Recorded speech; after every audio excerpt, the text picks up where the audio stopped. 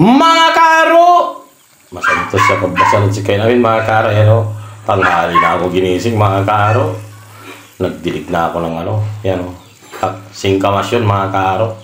Kaya mga dinidiligan ko, mga halaman ko gawang 2 araw ng timulan mga karo. Yun naman katulak ito, kalabasa. Para ay sinalang ko na pala yung mga karo. Ginagawa ko lang paanang baboy. Yung mga karo, nilinisan ko na rin mga karot, tsaka ko na pinaliguan para malinis. Ngayon na naman mga karot, pangalawang hugas na yan.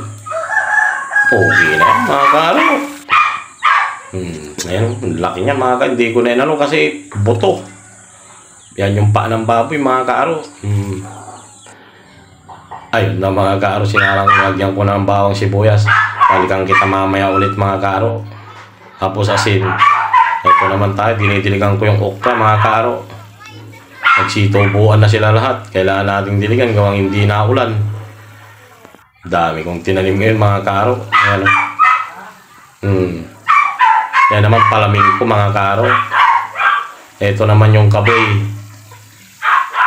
Lalaki na yan mga karo. Malapit lang na yun. Gumagapang na yung iba.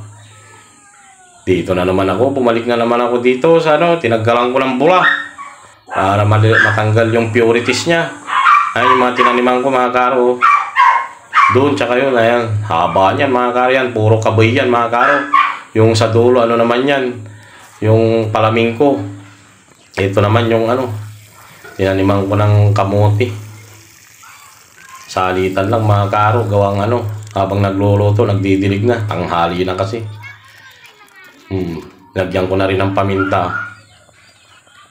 Tapos, bitchin, tsaka yung nor cubes. Tapos lagyan natin ng pampaasim. Medyo masarap yung maasim mga karo para din yan. May mga gamot yan yung asim na yan.